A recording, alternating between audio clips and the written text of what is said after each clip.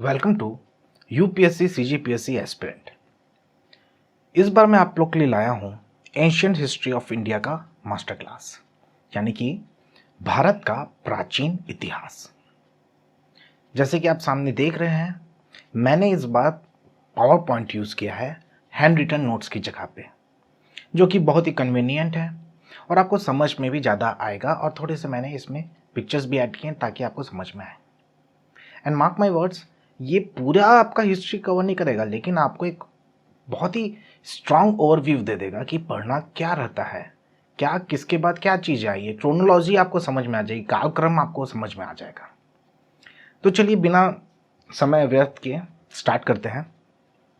तो सबसे पहले हमारे भारत के इतिहास में प्री हिस्टोरिक पीरियड यानी कि प्राग ऐतिहासिक काल को हम समझते हैं। इसको 3 पार्ट में डिवाइड किया गया है: पैलियोलिथिक या फिर पाषाण काल, मेसोलिथिक मध्य पाषाण और नियोलिथिक या नवपाषाण काल। ये समझने से पहले आपको एक चीज़ और मैं बताना चाहता हूँ कि इसमें मैंने बस पॉइंटर्स रखे हैं। ये सारे पॉइंटर्स को मैं एक के बाद एक समझाते जाऊँगा आपको, और आपको बस सुनना है। इसको देखते हुए आपको सुनना है और समझना है। आप साथ में नोट्स बना सकते हैं, और साथ ही साथ मैंने नोट्स प्रोवाइड भी किया हुआ है इंस्टामोजो में। तो देखिए, इसमें जो पैलियोलिथिक एज जो कि पाषाण काल है, वो 5 लाख से लेकर 10,000 बीसी ईसा पूर्व तक रहा है। अभी ईसा पूर्व या बीसी क्या होता है?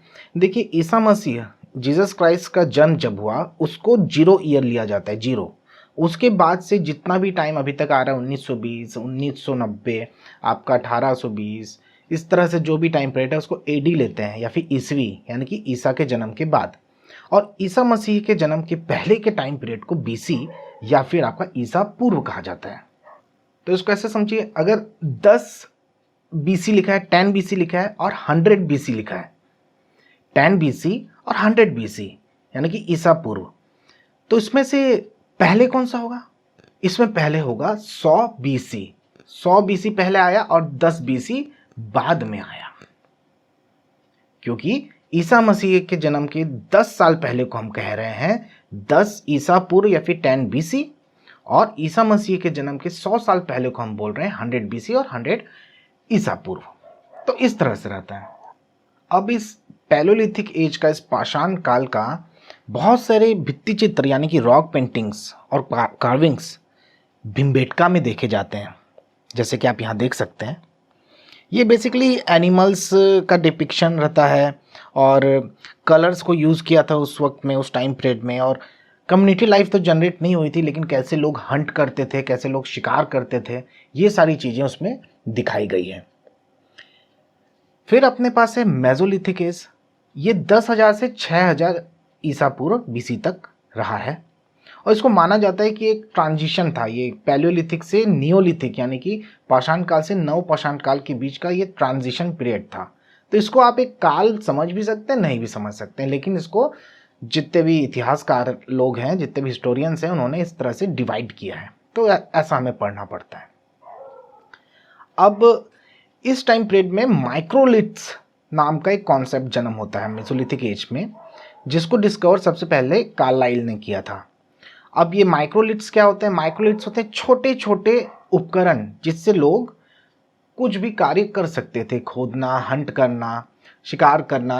एग्रीकल्चर तो वैसे डेवलप हुआ नहीं था उस वक्त, लेकिन किसी फल को काट के निकालना, वो सारी चीज़ें माइक्रोलिथ से की जाती थी।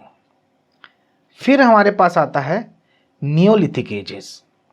तो नियोलिथिक एज या फिर नवपाषाण काल जो है, ये 6,000 ईस्वी से शुरू हुआ मानते हैं इसे। और ये वो टाइम पीरियड है जिसमें कम्युनिटी लाइफ मतलब कि लोग आपस में गुट बना के रहना, जोड़ा बना के रहना, ये सब कार्य शुरू कर चुके थे, और साथ में मिलजुल के खाना, साथ में मिलजुल के शिकार करना, ये सारी चीज़ें होती थी। और इस पर्टिकुलर काल में, इस पर्टिकुलर टाइम पीरियड में सबसे ज़्यादा खास चीज़ है डोलमेंस और मैनहीज। मतलब ये इस तरह के स्ट्रक्चर होते थे कि जैसे कि कोई डेड बॉडी है, उसको दफना देते थे और उसके ऊपर बड़े बड़े पत्थर, जैसे यहाँ देख रहे हो आप, बड़े बड़े पत्थर को रख के कंस्ट्रक्शन कर देते, एक तरह से एक कफन की तरह का, पत्थर का कफन, और एक तरह का आप बोल सकते हैं पाषाण घेरे बनाया जाता था। तो ये थे आपके प्राग ऐतिहासिक काल के 3 फेजेस: पैलोलिथिक एज, पाषाण काल, मेसोलिथिक एज, मध्य पाषाण काल, और न्यूलिथिक एज या फिर नवपाषाण काल।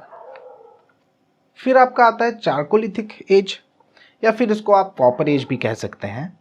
ये इसको माना जाता है नियोलिथिक या फिर आपका नवपाषाण काल के एंड से ये स्टार्ट हुआ था, और इसी टाइम पीरियड में माना जाता है कि हड़प्पा संस्कृति, सिंधु घाटी सभ्यता या फिर इंडस वैली सिविलाइजेशन का उद्गम भी चारकोलिथिक एज में हुआ। बहुत सारी किताबों में लिखा रहता है कि ब्रॉन्ज एज, फला पनपा था ब्रॉन्ज एज में सिंधु घाटी सभ्यता, उस वक्त उसका उद्गम नहीं हुआ था। It didn't started that time, it started in chalcolithic as.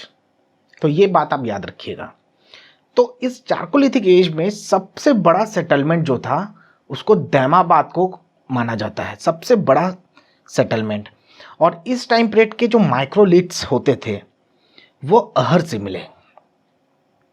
इस टाइम पीरियड में चावल के भी एविडेंस मिले हैं। जी सही समझा आपने, चावल बहुत ही पुराना फसल है हमारे देश का, जो कि इनाम गांव से मिला था। फिर आता है हमारा ब्रॉन्ज एज या फिर कांस्य युग। इसमें इंडस वैली सिविलाइजेशन, हड़प्पा संस्कृति या सिंधु घाटी सभ्यता फली और पनपी। ये बहुत ही मिस्टीरियस, बहुत ही ज़्यादा सोच में डाल देने वाली सभ्यता है। यहाँ तक कि इसकी स्क्रिप्ट को, इनका जो जिस तरह से लिखते थे, जो स्क्रिप्ट थी, उसको आज तक कोई डिसाइफर नहीं कर पाया है आज तक। यहाँ तक कि सरकार ने इनाम भी रखा है, कोई डिसाइफर करेगा तो कोई लाखों इनाम है।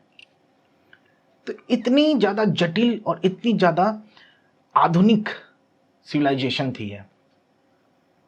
बहुत सारी इसमें पॉइंट्स हैं जिसको आप सोच के जब सुनोगे तो आप ये सोचोगे यार ऐसा उस वक्त कैसे पॉसिबल था, इतना मेटिकुलसली, इतना ज़्यादा सटीक लोग उस टाइम के ज्योमेट्रिकली इतना सटीक कार्य करते थे, जिसको मैं अभी आगे बताऊंगा। आप सोच के दंग रह जाओगे। तो हड़प्पा संस्कृति जो है, इसका नाम कैसे पड़ा, सबसे पहले ये समझते हैं।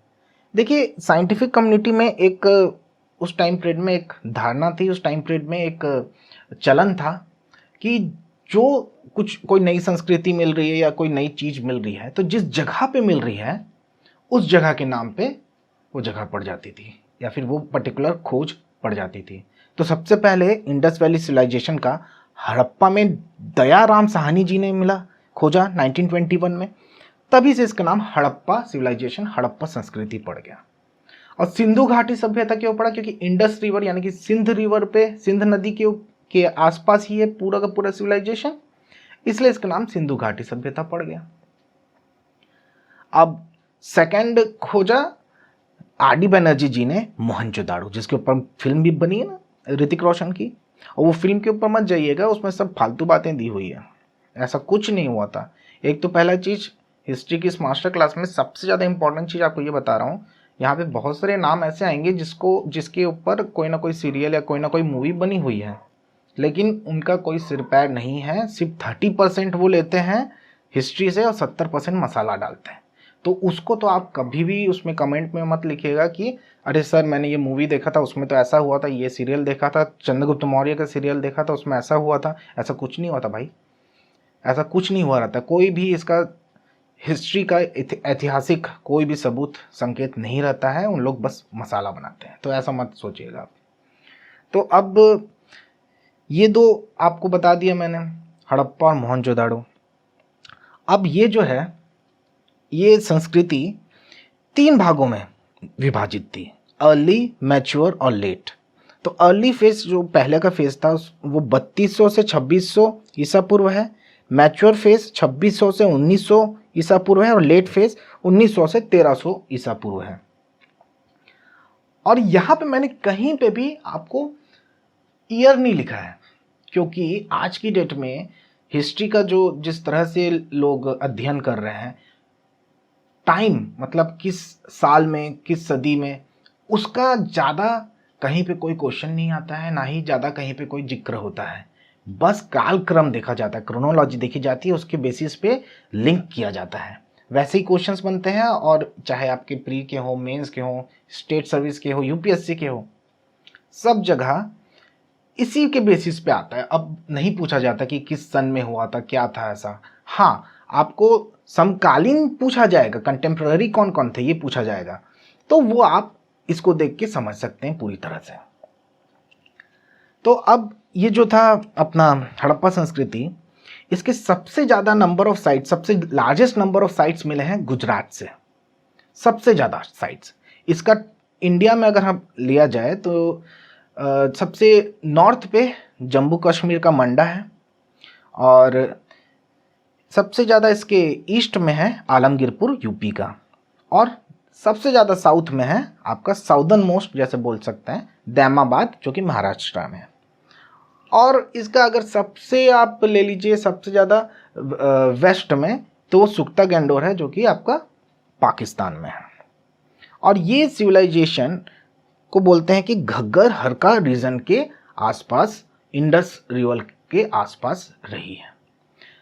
लेकिन हड़प्पा जो है, हड़प्पा सिटी जो है, वो इंडस रिवर के बैंक पे नहीं है, उसके मुहाने पे नहीं है, ये है रवि रिवर के, ये याद रखिएगा। मोहनजोदाड़ो जो है वो है आपका इंडस रिवर पे। फिर अपने पास है चनहुद्रो, चनहुद्रो आपका भी इंडस पे है।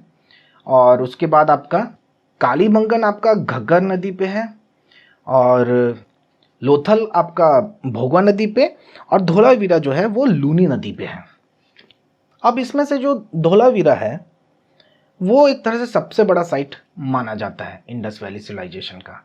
लेकिन अभी रिसेंट में ही राखीगढ़ी नाम का एक साइट खोजा गया है, जो कि हो सकता है, अभी इसका कोई वैज्ञानिक प्रमाण, कोई साइंटिफिक प्रूफ नहीं आया है, लेकिन इट इज़ पॉसिबल कि ये सबसे बड़ा हड़प्पा का सिटी हो सकता है। तो आप न्यूज़ देखते रहिए, कभी ना कभी ये जरूर डिक्लेयर होगा। अब कुछ इंपॉर्टेंट बातें समझ लेते हैं हड़प्पा संस्कृति की, कुछ चौंका देने वाली बातें आपको मैं समझाता हूँ। सबसे ज़्यादा हैरान करने वाली बात यह थी कि उस टाइम पीरियड में ग्रिड प्लानिंग की जाती थी। अब ग्रिड प्लानिंग क्या होता है? मतलब जैसे कि आप किसी रेसिडेंशियल प्रोजेक्ट में चले जाइए, मतलब कि कहीं किसी कॉलोनी में चले जाइए, अच्छी पॉश कॉलोनी में, ठीक है, किसी बड़े प्रोजेक्ट में, तो उसमें क्या घर पूरे जो बने रहते हैं एक एक बॉक्सेस में बने रहते हैं। सभी घरों की पानी की पाइपलाइन, सभी घरों का ड्रेनेज, रोड से कनेक्टिविटी एकदम परफेक्ट रहता है।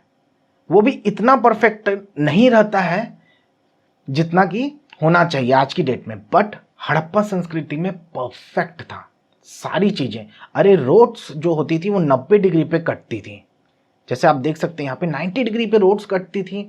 घर के दरवाजे नॉर्थ डायरेक्शन में खुलते थे, और कोई भी घर का दरवाजा मेन रोड पे नहीं खुलता था। 2-2, 3-3 मंजिला घर होते थे, और इतने अच्छे से प्लानिंग रहता था कि ड्रेनेज, मतलब कि अगर तेज बारिश हुई तो सब पानी बह के नीचे, पहाड़ी के नीचे कहीं पे, या फिर आराम से ड्रेनेज हो जाता था, जो कि आज की डेट में भी बड़ी बड़ी सिटी में पॉसिबल नहीं है। मुंबई का हाल देख लीजिए, थोड़ा सा बारिश होता है पूरा का पूरा सिटी लबालब हो जाता है। ऐसा सिर्फ मुंबई का नहीं, कई सिटीज़ का है। आज तक हम लोग ड्रेनेज अपना ठीक नहीं कर पाए, वो लोग उस टाइम पीरियड में, मतलब आज से 4,000-4,500 साल पहले ड्रेनेज सिस्टम को इतना अच्छा रखे थे, और एकदम मेटिकुलसली। मतलब आप देखेंगे, कभी कभी आपको जाने का मौका मिले, मैं एक ही बार जा पाया हूँ, मैंने देखा कि यार कैसे पॉसिबल है इतना ज़्यादा सटीक रूप से बनाना। मतलब सब चीज़ें 90 डिग्री उनका बहुत फेवरेट था, लेकिन 90 डिग्री उस टाइम पीरियड में 90 डिग्री पे काम करना, मतलब बहुत ही आश्चर्य की बात है। उनके पास क्या ऐसी कोई टेक्नोलॉजी थी, या फिर वो लोग इतने ज़्यादा विकसित थे दिमागी तौर पे? हम तो आजकल दिमाग का इस्तेमाल कम करते हैं, फ़ोन का इस्तेमाल ज़्यादा करते हैं, शायद ये सब चीज़ें होंगी, गॉड नोस। और दूसरा चीज़ ये है कि वहाँ पे कुछ ऐसी चीज़ें मिली, जैसे कि डांसिंग गर्ल जो आपके मोहनजोदारो में मिले, और पशुपति जी का एक क्या कह सकते हैं, सील की तरह, जिसमें चारों तरफ उनके एनिमल्स हैं। कुछ इस तरह की पॉटरीज जिसमें हैंड वर्किंग इतनी अच्छी कि इतने सालों के बाद भी इंटैक्ट है। कलर इतने अच्छे, अभी आज की डेट के आप किसी भी पॉटरी को देख लीजिए, सिरेमिक का क्या बोलते हैं, चीनी मिट्टी के बर्तन देख लीजिए, 4 साल के बाद ख़राब हो जाते हैं, ये 4000 साल तक रहते हैं। सोचिए किस तरह का उनके पास तकनीक था। हड़प्पा में मूर्ति पूजा का कोई भी एविडेंस या फिर टेम्पल्स का, मंदिरों का कोई भी एविडेंस नहीं है, लेकिन वो लोग पीपल के पेड़ की पूजा करते थे। वो लोग बहुत ही अंधविश्वासी थे, बहुत ही सुपरस्टिशियस थे और एमुलेट्स या फिर ताबीज पहना करते थे। अब हड़प्पा संस्कृति की स्क्रिप्ट्स का बात करें तो जैसे मैंने बताया था कि उसको डिसाइफर आज तक किसी ने नहीं किया है, अगर कोई कर ले तो उसको परिणाम भी है।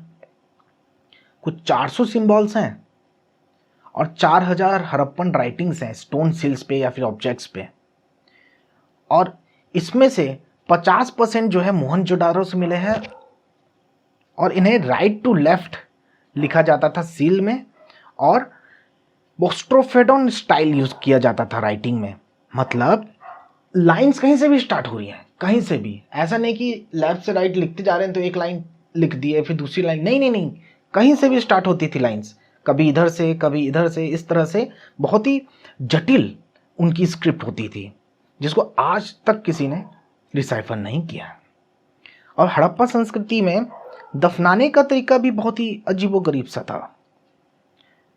साथ में जॉइंट बुरियल्स, मतलब साथ में लोगों को दफनाया जाता था। कई जगह पे इसके सबूत मिले हैं, लोथल में इसका सबूत मिला है, मतलब मैन और वुमेन दोनों को मतलब साथ में दफनाया जाता था। और बॉडी को हमेशा एक्सटेंडेड पोजीशन में रखते थे और सर हमेशा नॉर्थ, मतलब नॉर्थ से इनका कोई ना कोई, उत्तर दिशा से कोई ना कोई इनका रिलेशन था। अब ये क्या रिलेशन था ये तो कोई समझा नहीं है, लेकिन 2 चीजें आपको पता है उत्तर दिशा को लेके, कि घर के दरवाजे उत्तर में ही रहते थे। एनी हाउ किसी भी सिटी में चले जाइए हड़प्पा सिविलाइजेशन की, उत्तर डायरेक्शन में ही घर का दरवाजा रहेगा, उत्तर डायरेक्शन में ही लोगों का सर रहेगा दफनाने के बाद, ये सारी चीजें रहती थी। तो अब बात आती है कि इतनी आधुनिक सभ्यता समाप्त कैसे हो गई, what was the reason behind their decline. तो इसके लिए बहुत सारे तर्क वितर्क हैं। कुछ लोग कहते हैं कि बाहरी आक्रमण, एक्सटर्नल अग्रेशन हुआ, जॉर्ज चाइल्ड ने कहा था ये, रिवर सिस्टम उनका अनस्टेबल हो गया, नेचुरल कैलेमिटी आ गई कोई, जैसे कि तूफान या फिर भूकंप, ये KUR कैनेडी ने कहा था। आर्यन लोगों ने आक्रमण कर दिया, जो आगे हम पढ़ेंगे वैदिक युग में, आर्यन लोगों ने आक्रमण कर दिया, ये RM व्हीलर ने बताया था। ऐसे बहुत सारे तर्क वितर्क हैं, लेकिन इसका भी कोई क्लियर नहीं है कि हाँ एग्जैक्टली ये चीज़ हुआ था। वैसे मोहनजोदाड़ो से कुछ संकेत मिलता है कि मोहनजोदाड़ो जो है ये एक सिटी 7 लेयर में है, मतलब 7 बार टूटी है, 7 बार बनाए हैं। तो ऐसा तो पॉसिबिलिटी जनरली हो सकता है अर्थक्वेक के पॉइंट ऑफ व्यू से, या फिर बाढ़ भी हो सकता है। तो भूकंप और बाढ़, मेरे हिसाब से भूकंप ज़्यादा सटीक बैठता है, क्योंकि 7 बार मोहनजोदाड़ो टूटा है, 7 बार बना है। तो भूकंप और the earthquake can be the main reason behind it. Next, अब हम आते हैं सीधा वैदिक युग में। अब इस वैदिक युग में, इस वैदिक एज में इंसान बहुत ही ज़्यादा प्रगति कर चुका है ऑलरेडी। अब लोग वेद लिखना शुरू करते हैं। आर्यंस, मैक्स म्यूलर ने कहा कि आर्यंस, ये जो वर्ड है आर्यंस, आर्य सभ्यता, आर्यंस, ये किसी सभ्यता का नहीं है, ये एक लैंग्वेज को बिलोंग करता है। ये मैक्स म्यूलर जी का कहना था। और ऐसे बहुत सारे अलग अलग तर्क वितर्क हैं कि आर्य लोग आए तो आए कहाँ से। सर W जॉन्स बोलते हैं कि यूरोप से आए। मैक्स म्यूलर जो बोलते हैं कि आर्यन हो सकता है कि कोई लैंग्वेज है सिर्फ, लेकिन वो लैंग्वेज बोलने वाले लोग तो कहीं से आए होंगे, तो वो कहते हैं कि सेंट्रल एशिया से आए। हमारे लोकमान्य तिलक जी कहते हैं कि पोलर रीजन से, आर्टिक साइड से आए। दयानंद सरस्वती जी बोलते हैं कि तिब्बत से आए। ऐसे बहुत सारे तर्क वितर्क हैं, बहुत सारे संकेत हैं कि कहाँ से आए हैं आर्यंस, आर्य लोग का आगमन भारतवर्ष में हुआ कहाँ से।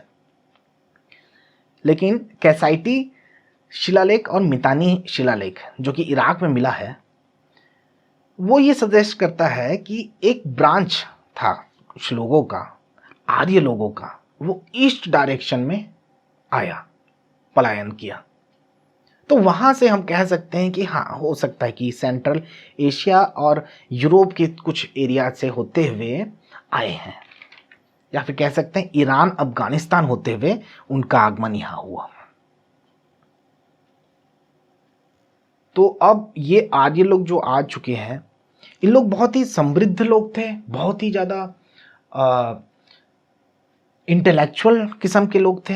इन लोगों ने वेदों की रचना की, ऋग्वेद, सामवेद, यजुर्वेद, अथर्ववेद।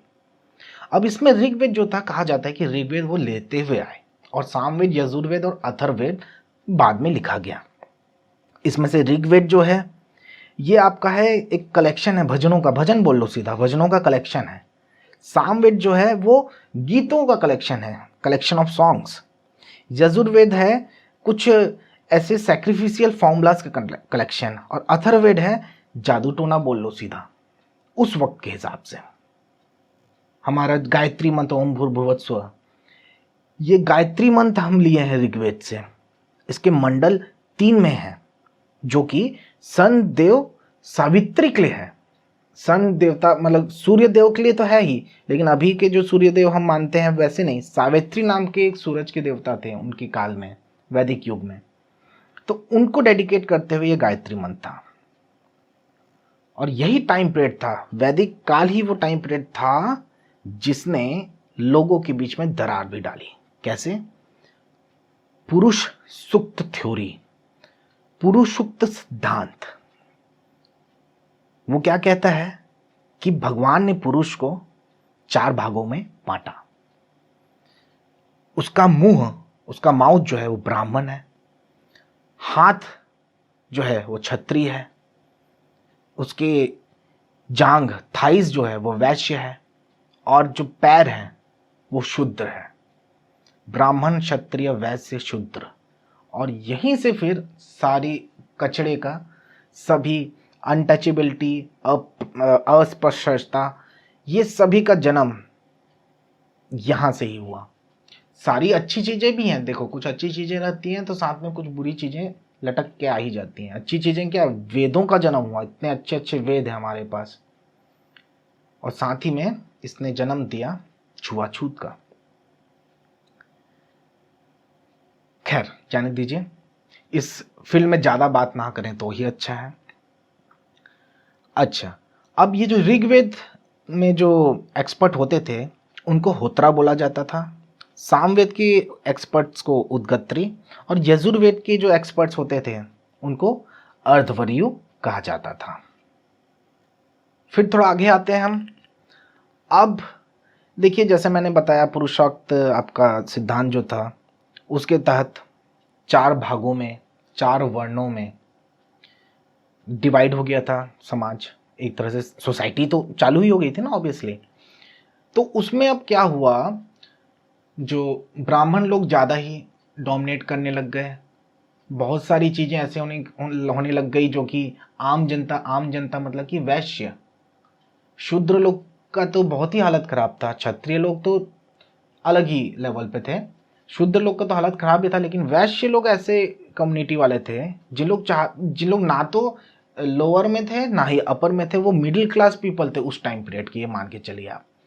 तो वो लोग चाहते थे, क्योंकि आप खुद जानते हैं कि मिडिल क्लास लोग जो होते हैं बहुत ही ज़्यादा वो होते हैं, एम्बिशियस होते हैं। उन लोग आगे बढ़ना चाहते हैं, पीछे नहीं जाना चाहते हैं। तो उन लोगों ने सोचा कि हमको चाहिए यार कोई नया धर्म, कोई नया रिलीजियन, कोई ऐसी किरण मिल जाए, आशा की किरण मिल जाए जिसको पकड़ के वो लोग कुछ अच्छे पोजीशन पे पहुंच जाए, क्षत्रिय ब्राह्मण के ऊपर पहुंच जाए, इस तरह के। तो वहां पे जन्म होता है जैन धर्म का और बौद्ध धर्म का, लगभग एक ही टाइम पीरियड में होता है। महात्मा बुद्ध और महावीर, ये दोनों लगभग आसपास के टाइम पीरियड में ही इनका जन्म और मृत्यु हुआ है, और आसपास के टाइम पीरियड में ही बुद्ध धर्म और जैन धर्म का उद्गम भी हुआ है। अब इसमें हम सबसे पहले बात करते हैं बुद्ध धर्म की, बुद्धिज्म की। इसमें महात्मा बुद्ध जो थे उनका असली नाम तो सिद्धार्थ था, पिताजी का नाम सुधोधना, माताजी असली माताजी जो थी उनका नाम महामाया या माया देवी था, और उनकी जो फॉस्टर मदर थी उनका नाम था गौतमी प्रजापति, वाइफ यशोधरा और बेटे का नाम राहुल। ये मैं ऐसी फॉर्मेलिटी के लिए आपको बता रहा हूँ, जितना जानना जरूरी नहीं है, लेकिन फिर भी दिमाग में रखिए, काम आ जाता है कभी कभी। तो ये गौतम बुद्ध जो थे वो एक क्षत्रिय थे, शक्य मुनि भी कहा जाता है उन्हें, क्योंकि वो शक्य नाम के क्लैन से बिलोंग करते थे। इनके लाइफ में 4 लोग ऐसे आए जिनको देख के उन्होंने अपना मार्ग बदल लिया। बहुत ही ज़्यादा भोग विलास करते हुए, बहुत ही आलीशान, बहुत ही मतलब राजा के बेटे ही थे, राजकुमार थे वो, किसी चीज़ का कमी नहीं था, जब जो चाहिए मिल जाता था। उस टाइम पीरियड के हिसाब से सबसे ज़्यादा हाईएस्ट पोजीशन पे थे।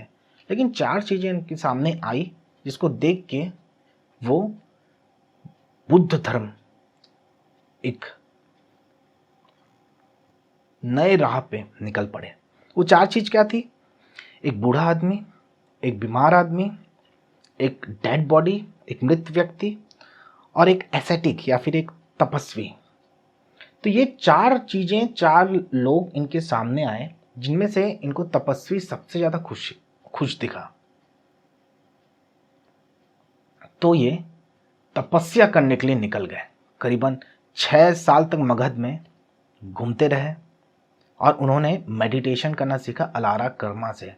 अलारा कल्मा इनके पहले गुरु थे और दूसरे गुरु थे इनके उद्रक रामपुत्र। 29 साल की उम्र में इन्होंने घर को छोड़ दिया और ठीक 6 साल के बाद, 6 साल पूरा मगध में भ्रमण करने के बाद में 35 साल की उम्र में इनलाइटमेंट उनको मिला। कहाँ पे? बोध गया में, पीपल पेड़ के नीचे, नीलंजना नदी के किनारे। अब पीपल पेड़ से आपको कुछ याद आ रहा है? पीपल पेड़ का पूजा करते थे इंडस वैली सिविलाइजेशन, सिंधु घाटी सभ्यता वाले लोग, और इसी पीपल पेड़ के नीचे में बौद्ध धर्म का जन्म हुआ। तो कुछ तो है इस पेड़ पे, ये चीज को आप समझिएगा। मैं कुछ अंधविश्वास वाली बात नहीं कर रहा हूं, फैक्ट बता रहा हूं। अब इसके बाद बौद्ध धर्म का जन्म होने के बाद में कुछ तथ्य सामने आए, जैसे कि 4 नोबल ट्रुथ, आर्य सत्य, दुख समुदय, दुख निरोध गामिनी प्रतिपदा। दुख का मतलब कि संसार दुख से भरा हुआ है। दुख समुदय मतलब हर दुख के पीछे कोई ना कोई कारण है। दुख निरोध मतलब ये जो दुख है, ये जो सौरो है, इसको रोका जा सकता है। और दुख निरोध गामिनी प्रतिपदा मतलब वो राह जिससे इस दुख पे विजय पाई जा सकती है, यानी कि मुक्ति की राह, मोक्ष की राह। बौद्ध धर्म ने कहा है कि इंसान के तकलीफों का the root of all human miseries desire, इच्छाएं, आशाएं, महत्वाकांक्षाएं। तो महात्मा बुद्ध ने एडवोकेट किया एक मिडिल पाथ का, एक बीच की राह। ना ही कठोर तपस्या, ना ही भोग विलास, बीच की राह निकाली, जिसको हमने कहा बौद्ध धर्म। अब हर चीजों की तरह बौद्ध धर्म में भी 3 वर्ण आ गए। वर्ण बोल सकते हैं आप, या फिर 3 संप्रदाय, 3 सेक्ट्स बोल सकते हैं, हीनयान, महायान और वज्रयान। अब बौद्ध के परिषद भी हुए, बुद्धिस्ट काउंसिल्स। सबसे पहला अजात शत्रु ने किया 483 ईसा पूर्व राजगीर में। दूसरा काल अशोक ने किया 383 ईसा पूर्व वैशाली में। तीसरा सम्राट अशोक ने किया पाटलिपुत्र में 250 ईसा पूर्व। और लास्ट यानी कि चौथा किया कनिष्क ने 100 ईस्वी 100 एडी में, कुंडलवन में। इन सब के बारे में हम धीरे धीरे करके आगे पढ़ते जाएंगे, बस आप ये जानकारी में रख लीजिए। फिर आता है जैन धर्म, जैनिज्म।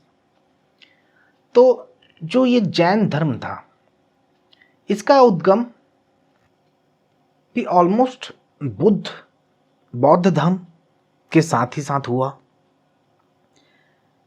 महात्मा बुद्ध और वर्धन महावीर दोनों की कहानियां लगभग सेम ही है। महात्मा बुद्ध 29 साल की उम्र में निकल गए घर को छोड़ के अपने तपस्वी जीवन बिताने, और वर्धन महावीर 30 साल की उम्र में निकल गए थे। दोनों के दोनों क्षत्रिय थे। महात्मा बुद्ध शक्य मुनि या शक्य क्षत्रिय थे और वर्धन महावीर नात्रिका क्लान के थे। जो वर्धन महावीर थे उनके पिताजी का नाम सिद्धार्थ था, और महात्मा बुद्ध गौतम बुद्ध का भी असली नाम सिद्धार्थ था। बहुत सारे इसमें चीजें मैच खाती है दोनों की। इनकी जो माता थी महावीर जी की, उनका नाम त्रिशला, उनकी पत्नी का नाम यशोदा, बेटी का नाम अनुजा और दामाद का नाम जमीली। और इनके दामाद ही थे जो इनके पहले फॉलोवर बने।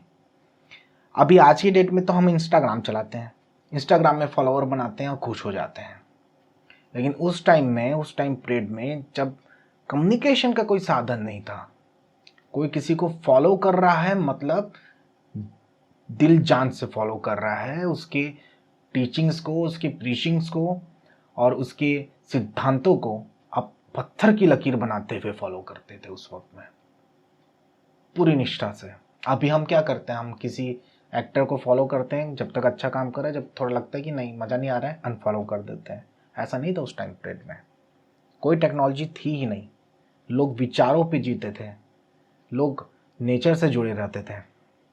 अभी हम सबसे कट चुके हैं। खैर छोड़िए, बौद्ध धर्म की तरह ही जैन धर्म में भी कुछ टीचिंग्स हैं जिसको महात्मा गांधी जी ने भी फॉलो किया। अहिंसा, सत्य, अस्तेय, अपरिग्रह और ब्रह्मचार्य। इसमें से जो ब्रह्मचारी है उसको जोड़ा था महावीर जी ने। और महावीर जी जो थे वो 24वें नंबर के तीर्थंकर थे। मतलब जैन धर्म का जन्म तो महावीर जी के प्रयासों से ही हुआ, लेकिन इसमें माना जाता है कि सबसे पहले इनके तीर्थंकर जो थे वो थे ऋषभ देव, और महावीर जी थे 24वें नंबर के। तो एक तरह से अगर बोला जाए तो जैन धर्म का उद्गम बहुत पहले ही हो चुका था, उनके हिस्टोरियंस, उनके इतिहासकारों की कहने पे कह सकते हैं। जैन धर्म में भी बुद्ध धर्म की तरह संप्रदाय हैं, 2 संप्रदाय हैं, दिगंबर जैन और श्वेतांबर जैन। और इसके पीछे भी एक कहानी है। जब महावीर जी का डेथ हो गया उसके कुछ 200 साल के बाद में एक बहुत ही बड़ा अकाल पड़ा भारतवर्ष पे, मगध पे बेसिकली। तब उस वक्त चंद्रगुप्त मौर्य, जब हम मौर्य वंश पढ़ेंगे तो उसके संस्थापक जो थे चंद्रगुप्त मौर्य, उनके बारे में भी पढ़ेंगे, चाणक्य के बारे में भी पढ़ेंगे, वो सारी चीज़ें आएंगी। तो अभी बस थोड़ा समझिए बात को। तो उस वक्त चंद्रगुप्त मौर्य जो थे राजा थे, और एक उनके साथ में थे भद्रबाहु, वो जैन कम्युनिटी के चीफ थे उस टाइम पीरियड में। तो क्या हुआ कि चंद्रगुप्त मौर्य और भद्रबाहु के साथ में और अपने फॉलोअर्स को लेते हुए कर्नाटक की ओर चले गए और छोड़ दिए मगध में स्थूलबाहु को, जो कि लीड करने लगे। वहाँ जो बचे कुचे लोग थे, बचे कुचे जैन लोग थे। चंद्रगुप्त मौर्य भी एक जैन बन चुके थे। तो जो जैन लोग कर्नाटका की ओर चले गए उनको दिगंबर जैन कहा गया, और जो लोग मगध में रुक गए स्थूलबाहु के पास में, उनको श्वेतांबर कहा गया। और इनके डिटेल्स मैं आपको नहीं बता रहा हूं, आप इसको गूगल कर लीजिएगा। जैसे बौद्ध धर्म में भी 4 काउंसिल्स हुए थे, 4 परिषद। यहाँ जैन धर्म में भी 2 परिषद हुए। एक 300 ईसा पूर्व स्थूलभद्र ने किया, स्थूलबाहु ने किया पाटलिपुत्र में, और एक 6ठी शताब्दी में देवर्धि ने किया वल्लभी में। और जैन धर्म के, जैन कम्युनिटी के लोग आर्किटेक्चर की फील्ड में भी बहुत आगे थे। ये आप देख सकते हैं, दिलवारा टेम्पल जो है माउंट आबू में राजस्थान के, या फिर हाथी गुम्फा केव से हो गए आपके, जो कि भुवनेश्वर में है, या फिर बादामी और एहोल के रॉक कट केव्स हो गए, ये सारे एग्जाम्पल्स आप देखिए, कितने शानदार नक्काशियाँ और कितने शानदार तरीके से और मेटिकुलसली लोग उस वक्त आर्किटेक्चर को रूप देते थे। आज की डेट में भी बड़ी बड़ी बिल्डिंग बना लो, लेकिन एक छोटे से मंदिर के सामने, पुराने मंदिर के सामने कुछ नहीं है। वो उस वक्त पत्थरों को काट के, एक सिंगल पत्थर को काट काट के किस तरह से मंदिर के रूप में और साथ में उसमें इतने डिटेल्स के साथ आपके उकरे हुए स्कल्पचर्स रहते हैं। कभी आप खजुराहो जाके देखिए, इतना अच्छा रहता है, मतलब इतने सदे हुए हाथों से और इतना पेशेंस, मानना पड़ेगा। फिर आता है महाजनपद काल। अब क्या हो गया, 6ठी शताब्दी आ चुकी है अभी ना, 6ठी शताब्दी, 6th सेंचुरी एडी आ गया, मान के चलिए, अभी बीसी, सॉरी। तो अभी जो है आयरन एज एक तरह से है, लोहे का इस्तेमाल होने लग गया बहुत ही ज़्यादा लार्ज स्केल पे, तो लड़ाइयाँ होने लग गई, ऑब्वियस सी बात है। तो ये लोहे को आप मान सकते हैं उस टाइम पीरियड का न्यूक्लियर वेपन। जैसे अभी, जैसे ही एटम बम का आविष्कार किया नोबल ने, लड़ाइयाँ चालू हो गई, वर्ल्ड वॉर 1 हो गया, वर्ल्ड वॉर 2 हो गया, एंड गॉड नोस कब हो सकता है world war 3, we don't know. वैसे ही आयरन के खोज के बाद से ही लड़ाइयाँ शुरू हो गई।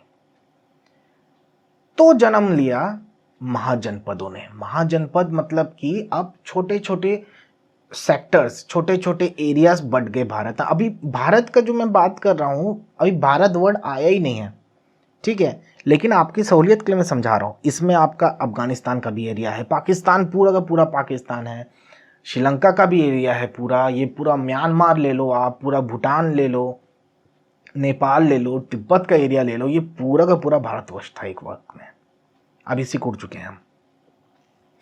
तो ये जो महाजनपद थे, कुल 16 महाजनपद थे।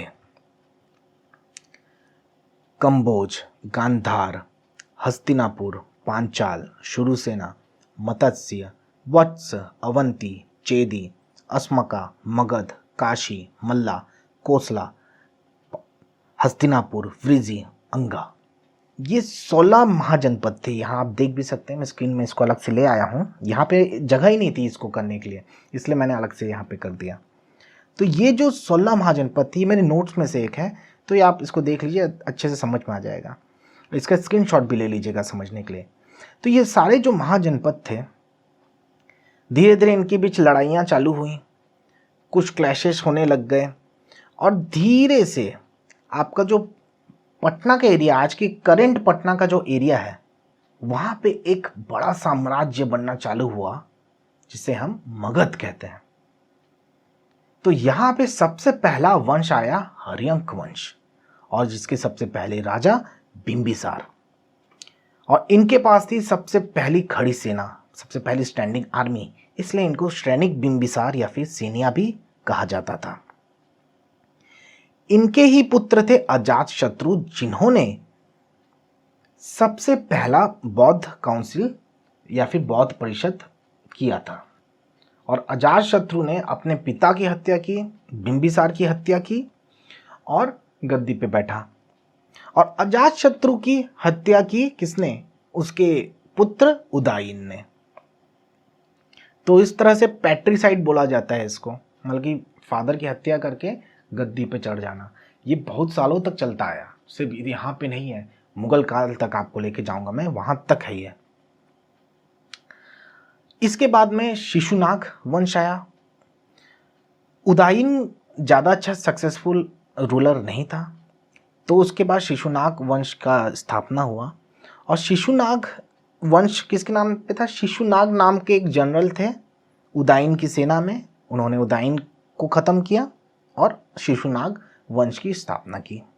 और इसी शिशुनाग के पुत्र थे कालाशोक, जिसने सेकंड काउंसिल, बुद्ध काउंसिल या सेकंड बौद्ध परिषद कराया था।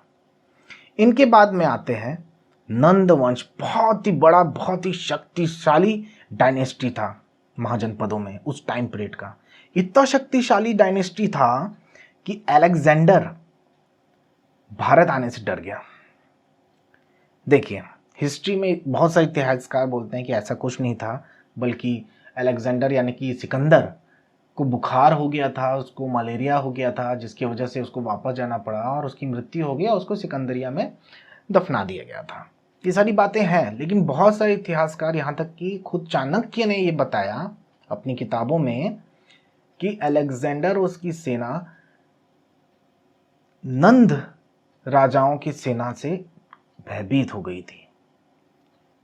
कर्टियस नाम के एक लेखक हैं, उन्होंने बताया कि धनानंद नाम के एक राजा थे जिनके पास 20,000 घुड़सवार, 2 लाख सैनिक, 2,000 चैरियट्स मतलब कि आपका घोड़ा गाड़ी, 3,000 जंगी हाथी, ये सारे इतने खतरनाक सेना थी कि अलेक्जेंडर की सिकंदर की सेना आगे बढ़ने से डर गई थी। लेकिन ये बहुत ही विवादित है, इस पे आप ज़्यादा मत फोकस कीजिएगा। इसका बहुत सारा तर्क वितर्क है। 50% हिस्टोरियंस आर सेइंग कि नहीं ऐसा नहीं हुआ था, और 50% आर सेइंग कि ऐसा ही हुआ था। तो इसको ज़्यादा मत सोचिएगा, लेकिन जो फैक्ट्स है मैं आपको सामने रख दिया हूँ। लेकिन यही जो धनानंद था जिसकी हम अभी बात कर रहे हैं, उसने क्या किया, ये भी आपको सीरियल्स वगैरह में बहुत अच्छे से एग्जैजरेट करके बहुत ही ज़्यादा अतिशयोक्ति अलंकार लगा के दिखाया जाता है। इस तरह से हुआ भी होगा, नहीं भी हुआ होगा, नहीं कह सकते, लेकिन जो किंवदंतियां हैं, जो थोड़े बहुत सबूत उसके सपोर्ट में मिलते हैं, उस हिसाब से मैं बता रहा हूँ। जो धनानंद थे, उन्होंने कौटिल्य यानी कि चाणक्य, उनका अपमान किया बड़े दरबार में। तो चाणक्य जी ने बोला कि मैं रास्ते से उठा के राजा बनाऊंगा एक लड़के को और तुम्हारी गद्दी छीन के दिखाऊंगा, ऐसा बोल के वो निकले थे। तो उन्हें खेलते हुए मिल गए चंद्रगुप्त मौर्य, छोटे बच्चे। अब इनका हमको कोई ओरिजिन नहीं पता कि ये ब्राह्मण थे, शूद्र थे, वैश्य थे या क्षत्रिय थे, कुछ नहीं पता। बस ये पता है कि ये चाणक्य के शरण में आ गए और चाणक्य कौटिल्य ने इन्हें गद्दी पे बैठा दिया। ये चंद्रगुप्त मौर्य जी ने धनानंद को परास्त किया, उनको हराया और मगध के सम्राट बन गए। तो जो चंद्रगुप्त मौर्य हैं, इनका समय काल रहा 321 से 293 ईस्वी ईसा पूर्व, 21 to 293 BC। इन्होंने सिकंदर के एक जनरल सेल्यूकस निकेटर को हराया, उनकी बेटी हेलेना से शादी की। इनको कई नामों से बुलाया जाता है। ग्रीक लोग इनको सेंड्रोकोटस बोलते हैं, स्ट्रैबोस बोलते हैं, पैलिब्रोथस, बहुत सारे अलग अलग हैं। जैसे कि विशाखदत्त के मुद्राराक्षस में इनको पिया दमस कहा गया है, वृषाल कहा गया है, चंद्रसीरी कहा गया है, कुलिहीन कहा गया है। बहुत सारे इनके अलग अलग नाम हैं अलग अलग जगह पे। अब जैसे कि मैंने जैन धर्म का जब मैंने उल्लेख किया था तो मैंने बताया था कि चंद्रगुप्त मौर्य जो थे, ये भद्रबाहु के साथ में निकल गए थे, कर्नाटका के श्रवण बेलंगोला चले गए। वो इनके साथ में जितने लोग आए वो दिगंबर रहे, और स्थूल भद्र के साथ में जो लोग रुक गए मगध में वो बन गए श्वेतांबर। तो ये जो आए थे भद्रबाहु के साथ में, श्रवण बेलंगोला में इन्होंने काया कलेश या फिर सलेखा अपना लिया, मतलब बिना खाए पिए कई दिनों तक रह के अपने प्राण को त्यागना। ये सबसे ज़्यादा एस्थेटिक वे, सबसे ज़्यादा सही वे माना जाता था मोक्ष प्राप्ति करने के लिए जैन धर्म में। अब इनके बाद में बिंदुसार आते हैं। इनको अमृतोकेटस भी कहते हैं। संस्कृत वर्ड है अमृत घाट का, मतलब दुश्मनों का नाशक, स्लेयर ऑफ फोर्स। इनके टाइम में कहा जाता है कि जो साम्राज्य था आज के मैसूर तक फैल गया। मतलब कि सोचिए, पाकिस्तान का एरिया ये पूरा लेते हुए आपका पूरा मैसूर तक, इतना एरिया मगध साम्राज्य में आ चुका था। ये जो थे बिंदुसार, ये आजीविका संप्रदाय को फॉलो करते थे। ये भी जैन धर्म से मिलता जुलता ही संप्रदाय था। महावीर जी का एक शिष्य था, उसने इस संप्रदाय को जन्म दिया था। तो उसके फॉलोअर थे बिंदुसार। चंद्रगुप्त मौर्य का तो आप जानते ही हैं कि जैन धर्म के थे, लेकिन जो बिंदुसार थे वो आजीविका संप्रदाय के थे। फिर इसके बाद आते हैं सम्राट अशोक। इतिहास की किताबों में याद रखने वाला सबसे बड़ा नाम सम्राट अशोक। कुछ बुद्धिस्ट किताबों के हिसाब से अशोक ने अपने 99 भाइयों को मारकर गद्दी हासिल की थी। फ्रैट्रिसाइड कहते हैं इसे। और एक को छोड़ दिया था, तिस्सा को। और इस स्ट्रगल में, इस संघर्ष में उनका साथ दिया था राधागुप्त। राधागुप्त कौन थे? चाणक्य के बेटे, कौटिल्य के बेटे राधागुप्त। अब चाणक्य का बेटा है तो ऑब्वियसली बहुत ही ज्यादा बुद्धिमान, बहुत ही ज्यादा प्रतापी। और ये जो राधागुप्त थे वो बिंदुसार तो अशोक के फादर है ना, बिंदुसार के कोर्ट में, बिंदुसार के दरबार में एक मंत्री थे। अब अशोक ने बहुत सारे युद्ध लड़े, बहुत खून बहाया, और आखिरकार कलिंग का युद्ध था उनकी लाइफ का टर्निंग पॉइंट। कलिंग के युद्ध के बाद में जब वो रणभूमि पे गए, लाशों का अंबार देखा, इतना खून, इतनी त्राही देखी, तो वो अंदर से हिल गए और उन्होंने खुद को कहा अब बस। और उसके बाद उनका जो हृदय परिवर्तन हुआ, ये इनके शिलालेख, जो पत्थर के शिलालेख हैं, उसमें 13-14 अलग अलग एडिक्ट्स हैं। तो 13वें नंबर के एडिक्ट में भेड़ी घोषा टू धर्म घोषा, भेड़ी घोषा से धर्म घोष, मतलब एक तरह से भेड़िए से धर्म गुरु बनने की इनकी गाथा को लिखा गया है। और कलिंग युद्ध में जो लाशों का अंबार, कलिंग युद्ध की बर्बादी और कलिंग युद्ध से इनका जो हृदय परिवर्तन हुआ, उसके बारे में पूरा डिटेल में दिया हुआ है। तो उस कलिंग के युद्ध के बाद में अशोक जी ने बौद्ध धर्म को बहुत ही ज़्यादा अच्छे से पूरे के पूरे भारतवर्ष में प्रोपागेट किया, प्रचार प्रसार किया। और सिर्फ बौद्ध धर्म ही नहीं, उन्होंने हिंदू धर्म का भी एक तरह से थोड़ा थोड़ा जन्म हो चुका था। हर धर्म को ध्यान रखा।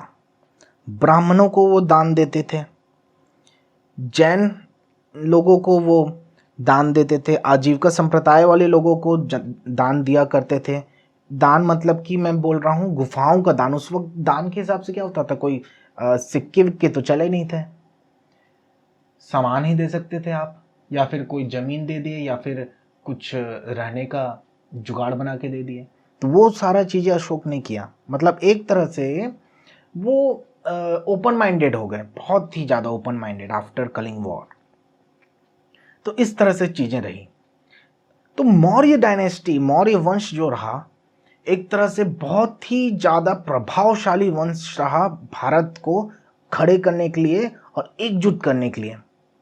मौर्यन लोग का जो एडमिनिस्ट्रेशन था वो बहुत ही सेंट्रलाइज्ड था, मतलब केंद्र का ही पूरे के पूरे भारतवर्ष में शासन था और बहुत ही अच्छे तरीके से था।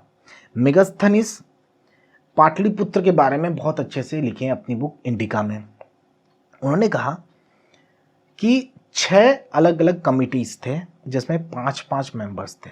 6 कमेटी में क्या था आपका, इंडस्ट्रियल आर्ट्स हो गया, विदेशियों का मनोरंजन, रजिस्ट्रेशन हो गया, जीवन मृत्यु का रजिस्ट्रेशन, ट्रेड एंड कॉमर्स, जो विनिर्माण के सामान होते थे, टैक्स कलेक्शन, ये सारे के अलग अलग बोर्ड्स थे और हर बोर्ड में 5 मेंबर्स थे। उस टाइम पीरियड में इतना ज़्यादा सिस्टमैटिक एडमिनिस्ट्रेशन आज जो उस टाइम पीरियड में था, आज की डेट में उसका मेरे ख्याल से 40% होगा मुश्किल से आज की भारत में। कोई भी आपका उस वक्त में कोई भी ब्राइब नहीं लेता था, कोई भी रिश्वत नहीं लेता था, डरते थे रिश्वत लेने से लोग।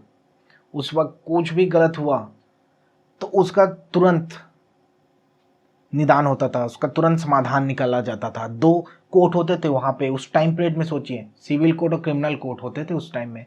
कंतक शोधना और धर्मस्थस, तो जो कंतक शोधना था वो क्रिमिनल कोर्ट हुआ करते थे और धर्मस्थस जो थे वो सिविल कोर्ट हुआ करते थे। तो इस तरह से बहुत ही जटिल होते हुए भी बहुत ही इजी प्रशासन था, बहुत ही इजी एडमिनिस्ट्रेशन था मौर्य वंश का। अब बात करते हैं मौर्य काल के आर्किटेक्चर के बारे में। आर्किटेक्चर में सबसे ज़्यादा गजब की चीज़ थी 80 पिलर वाला हॉल कुम्हरार पटना में जो है, आज की डेट में भी है। इसी को देख के फाहिन ने कहा कि these places are so beautiful and excellent that they appear to be the creation of God rather than of man। मतलब ये जगह इतनी ज़्यादा खूबसूरत और अविश्वसनीय है कि ऐसा लगता है कि इसे खुद किसी भगवान ने बनाया है, इंसान ने नहीं। हमारे जो नेशनल एम्बलम है वो कहाँ से लिए हम, जो 4 लायन कैपिटल है सारनाथ का, सांची में जो है, उससे लिया गया है। तो अशोक की दी हुई बहुत सारी चीज़ें हैं हमारे आसपास ही, लेकिन अशोक के बारे में कब पता चला था? अशोक जी के बारे में हमको 1837 में पता चला, जब जेम्स प्रिंसेप ने डिसाइफर किया सारे स्क्रिप्ट्स जो जो मिले हैं। नहीं तो तब तक कुछ पता ही नहीं था कि अशोक नाम का इतना शक्तिशाली सम्राट भी कभी रहा था इस धरती पे। और अब हम बात करते हैं मौर्य वंश में जो सोसाइटी था उस टाइम पीरियड का। मेगास्थनीज कहते हैं कि उस टाइम सोसाइटी 7 क्लासेस में डिवाइडेड थी। फिलोसफर्स, किसान, सोल्जर्स, चरवाहे यानी कि हर्ट्समैन, आर्टिसंस मतलब कि जो कलाकार होते थे, मैजिस्ट्रेट्स एंड काउंसिलर्स। तो उस टाइम पीरियड में जो क्लास डिवाइड था वो वर्णों के ऊपर नहीं था, जैसे कि वैदिक काल में क्या था, सब ब्राह्मण वैश्य वो सब तो है अभी, लेकिन उस टाइम सोसाइटी का ऐसा क्लास अलग अलग डिवाइडेड नहीं था। उस टाइम पीरियड में क्लास जो था वो इकोनॉमी बेसिस पे था, सोशल बेसिस पे क्लासेस नहीं थे। वहाँ पे जब मौर्य वंश था उस टाइम पीरियड में वर्ण सिस्टम जो आपका हो गया, आपका ब्राह्मण, क्षत्रिय, वैश्य, शूद्र, ये वर्णों वाला जो किस्सा था वो सिर्फ और सिर्फ प्रिस्टली क्लास यानी कि ब्राह्मण लोग ही इधर उधर बस करते थे। लेकिन देखिए अब इसमें ये मत सोचिएगा कि ब्राह्मण करके इतना क्यों बात कर रहे हैं यार, ये मैं खुद ब्राह्मण हूँ, लेकिन मैं किसी का सपोर्ट नहीं करता हूँ। जो हिस्ट्री के जो भी एविडेंस है मैं उसको सामने रख रहा हूँ, इसलिए आप इसको कुछ भी अलग से घुमा के कमेंट मत कीजिएगा, इसलिए इसमें ज़्यादा मैं बात भी नहीं कर रहा हूँ। खैर आगे बात करते हैं। जो प्रोस्टिट्यूशन होता था, प्रोस्टिट्यूशन मतलब कि देह व्यापार, वो उस टाइम पीरियड में एस्टैब्लिश इंस्टीट्यूशन था, मतलब उसके ऊपर भी टैक्स लगता था। प्रॉपर उनको काम करने की आज़ादी दी जाती थी, जो कि आज की डेट में नहीं। आज की डेट में रेड लाइट एरियाज हैं, हर जगह पे हैं भारत में, छुप के होता है कार्य, लेकिन उस टाइम पीरियड में छुप के नहीं होता था। एक रेपुटेशन था, रेपुटेशन, एक रिस्पेक्ट मिलती थी जो पॉसिबल नहीं है आज की डेट में। उतने ब्रॉड माइंडेड हम हैं नहीं। अब पहले लोग हुआ करते थे ब्रॉड माइंडेड। लोग बोलते हैं कि पुराने लोग, अरे भाई पुराने लोग ही असली ब्रॉड माइंडेड लोग होते थे। हम आजकल के डेट के लोग ऑर्थोडॉक्स हैं, बहुत ही पिछड़े लोग हैं हम। जितना टेक्नोलॉजी में आगे जाते जा रहे हैं उतना पिछड़ते जा रहे हैं। खैर छोड़िए। उस वक्त में एक विरोधाभास ये है, एक पैराडॉक्स ये है कि मेगास्थनीज बोलते हैं कि स्लेवरी यानी कि गुलामी करना यानी कि गुलाम रखना ये सब नहीं था, लेकिन कौटिल्य का अर्थशास्त्र कहता है कि 9 टाइप के गुलाम थे। वैसे ही उस टाइम पीरियड में मौर्य वंश में जो विधवाएं होती थी, विडोज होती थी, उनको बहुत ही ज़्यादा रिस्पेक्ट से देखा जाता था सोसाइटी में, लेकिन साथ ही साथ में सती प्रथा भी थी। ये कैसे पॉसिबल है? तो ये सारे कुछ कुछ विरोधाभास हैं, कुछ कुछ पैराडॉक्स हैं, इसका कोई प्रॉपर कंक्लूजन नहीं निकला है। तो अब हम बात करते हैं कि भाई ऐसा हुआ क्या कि इतना गजब का साम्राज्य खत्म कैसे हो गया? What was the reason behind the decline of Mauryans?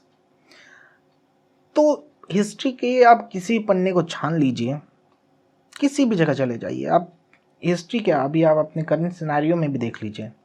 अगर मान लीजिए एक 100 करोड़ का बिजनेस है, एक एम्पायर है बड़ा सा, उसको खड़ा किया किसी ने, उसका बेटा आया, उसको थोड़ा सा मैनेज कर पाया, बिगाड़ दिया थोड़ा, 500 करोड़ बचे, 500 करोड़ डुबा दिए उसने। उसके बाद फिर उसका कोई बेटा आया, वो इतना निकम्मा निकला कि उसने सब बेच बाच डाला, सब खराब कर डाला, सिर्फ 10 करोड़ 20 करोड़ बचे। फिर उसके बाद में कोई आया और उसने पूरे के पूरे 100 करोड़ के एम्पायर जो शुरू से चलता आ रहा था उसको जीरो में ला के छोड़ दिया।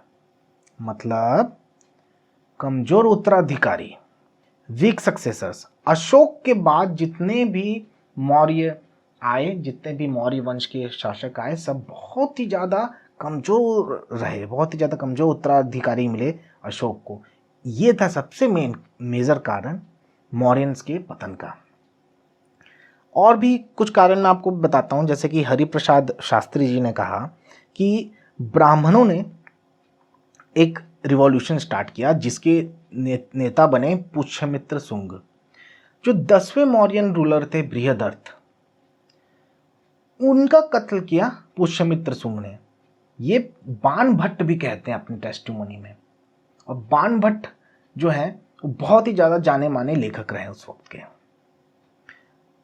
इसके अलावा जो बहुत ही ज़्यादा सेंट्रलाइज कैरेक्टर था मौर्यन गवर्नमेंट का, और आर्मी के ऊपर, सेना के ऊपर इतना खर्चा करते थे, फाइनेंशियल क्राइसिस तो आना ही है। तो ऐसे बहुत सारे कारण हैं जिसकी वजह से मौर्य वंश का पतन हुआ। तो इसके बाद मौर्य वंश के बाद में आगे आता है शुंग डायनेस्टी या शुंग वंश। बौद्ध धर्म में दिव्यवदना नाम का एक ग्रंथ है जिसमें कहा गया पुष्यमित्र शुंग जो थे, उन्होंने बृहदर्थ को मारकर, बृहदर्थ जो कि 10वें नंबर के मौर्य वंश के शासक थे, शुंग डायनेस्टी का नींव रखा, शुंग डायनेस्टी का फाउंडेशन रखा। और ये भी कहा जाता है कि पुष्यमित्र शुंग ने अशोक के बनाए हुए 84,000 स्तूपों को नष्ट कर दिया था। लेकिन इसमें भी एक विरोधाभास है, इसमें भी एक पैराडॉक्स है। अगर उन्होंने अशोक के 84,000 स्तूपों को नष्ट किया तो फिर शुंग डायनेस्टी ने भरूच स्तूप क्यों बनाया जो कि एमपी में है? उन्होंने सांची स्तूप जो है उसके चारों तरफ रेलिंग क्यों लगाई? ये एक विरोधाभास होता है। तो जो पुष्यमित्र शुंग थे, उनका जो उत्तराधिकार मिला जिसको, वो था उनका पुत्र अग्निमित्र, जो कि कालिदास के एक ड्रामा मालविक अग्निमित्रम के मेन हीरो भी हैं। जो लास्ट रूलर थे इस डायनेस्टी के, उनको देवभूति या देवभूमि कहा जाता है, जिनको वासुदेव कण्वा ने मार के कण्व वंश की स्थापना की। उससे पहले मैं आपको एक चीज थोड़ा समझाना चाहता हूँ, थोड़ा गौर फरमाइएगा इधर। देखिए, इस मास्टर क्लास में मैं कोशिश कर रहा हूँ जितना हो सके आपको नॉलेज मिल जाए, आपको एक ओवरव्यू मिल जाए कि हाँ ये था भारत का प्राचीन इतिहास।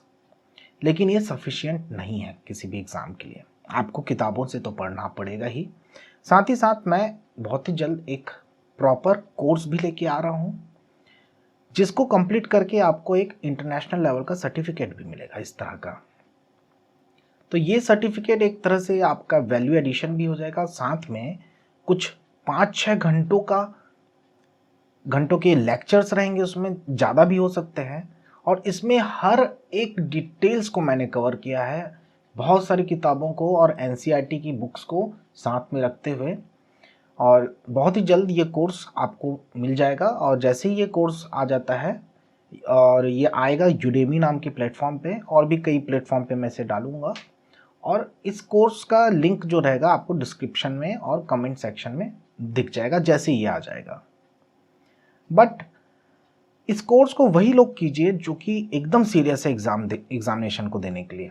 किसी भी एग्जामिनेशन, चाहे एसएससी का हो, सीजीपीएससी हो, किसी भी और अलग स्टेट पीएससी हो, या फिर यूपीएससी क्यों ना हो, क्योंकि इसमें मैंने इस तरह से कवर किया है कि आप चाहे कोई भी एग्जाम दीजिए, इसके बाहर से नहीं आएगा। इस तरह का मैंने बनाया है कोर्स, क्योंकि जनरली एनसीईआरटी को फॉलो करके ही एग्जाम्स में क्वेश्चंस आते हैं या फिर कुछ अलग रेफरेंस बुक्स को फॉलो करके आते हैं। तो मैंने 3-4 रेफरेंस बुक्स और एनसीईआरटी के पूरे सिलेबस को मैंने कवर किया है।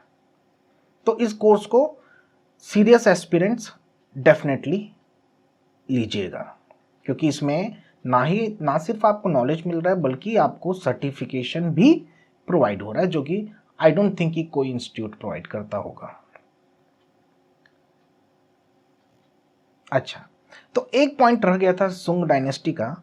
एक भागवत नाम के राजा थे सुंग डायनेस्टी के ही, जिनके दरबार में हेलियोडोरस नाम का एक एम्बेसडर आया था, एक दूत आया था और रह गया था। और उन दोनों ने साथ में मिलके बेस नगर का पिलर बनाया था, जिसको गरुड़ ध्वज भी कहते हैं।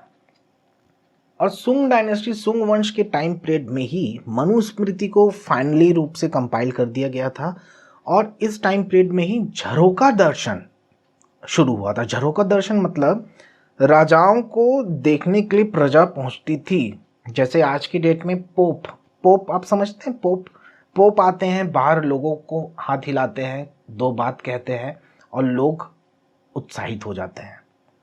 तो ये एक तरह का झरोका दर्शन है जो कि स्टार्ट हुआ था सुंग डायनेस्टी में, इंडिया में, भारत में। और इसके बाद कण्व डायनेस्टी, कण्व वंश के बारे में ज़्यादा डिटेल्स नहीं है कहीं पे भी प्रॉपरली। बस ये पता है हमें कि वासुदेव कण्व जो थे वो पहले शासक थे और लास्ट शासक थे सुशर्मा। और इसके बाद आते हैं सेंट्रल एशिया से जो विदेशी लोग थे जो आक्रमण करके भारत पे राज करने की कोशिश कर रहे थे, जिसमें सबसे पहले थे इंडो ग्रीक या फिर बैक्ट्रियन। इसमें सबसे इंपॉर्टेंट रूलर यूथियोडेमस, डेमेट्रियस, यूक्रेटिडस, मेनेंडर, ये सारे बहुत ही इंपॉर्टेंट शासक रहे, जिसमें सबसे ज़्यादा इंपॉर्टेंट शासक रहा मिनांदर। मिनांदर के ऊपर में मिलिंद पन्हो भी लिखी गई है, जो कि मिनांदर और महात्मा बुद्ध के एक फॉलोवर नागसेना, उनके बीच के कन्वर्सेशन, क्वेश्चन आंसर टाइप का, प्रश्न उत्तर टाइप का कन्वर्सेशन है, उसको मिलिंद पन्हो कहते हैं। तो ये जो बैक्ट्रियन लोग थे, इन लोग सकाला, जो कि आपका सियालकोट है पाकिस्तान का भी, प्रेजेंट पाकिस्तान का सियालकोट जो है सकाला, वहां से शासन करते थे। इनके आने से ही सबसे पहले सोने के सिक्के इशू होने लग गए इंडिया में, लेकिन पूरी तरह से नहीं, सभी जगह नहीं पहुंच पाए थे वो। पूरी तरह से तो गुप्त काल में हुआ है। और इनके आने से ही गांधार स्कूल ऑफ आर्ट्स भी आया, और एक बहुत ही इंपॉर्टेंट टर्म आया यवन प्रिय। यवन प्रिय मतलब ब्लैक पेपर और काली मिर्च, ये भी इनके टाइम पीरियड में आई।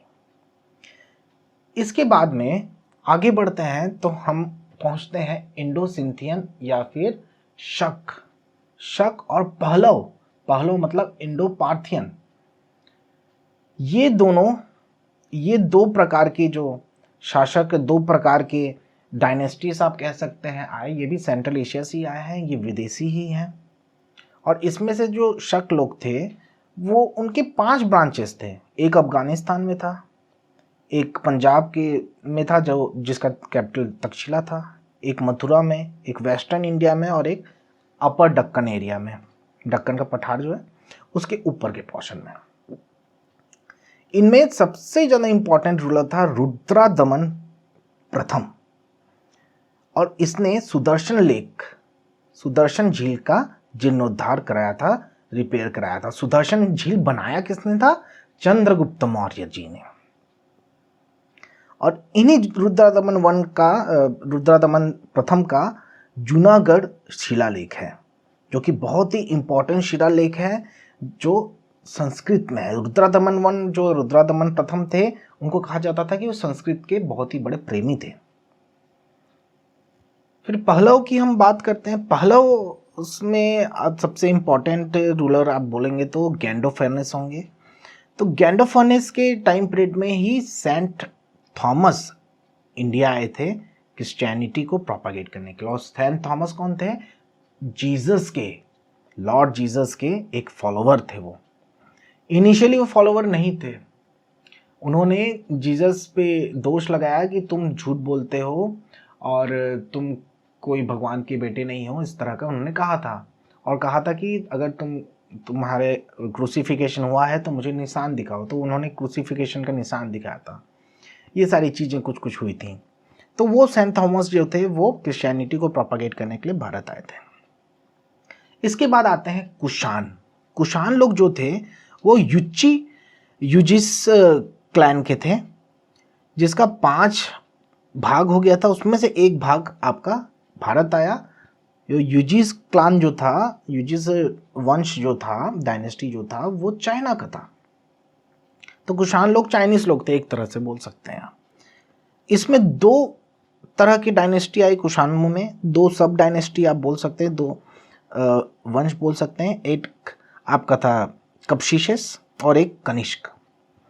तो कप्सिशस प्रथम नाम के एक शासक थे जिन्होंने साउथ इंडिया में कॉइन्स या फिर सिक्कों का चलन चालू किया। और कप्सिशस सेकंड ने गोल्ड कॉइन्स को प्रिवेलेंट किया। और ये कप्सिशस द्वितीय जो थे वो शिव भक्त थे, Shiva worshipper, he was a Shiva worshipper.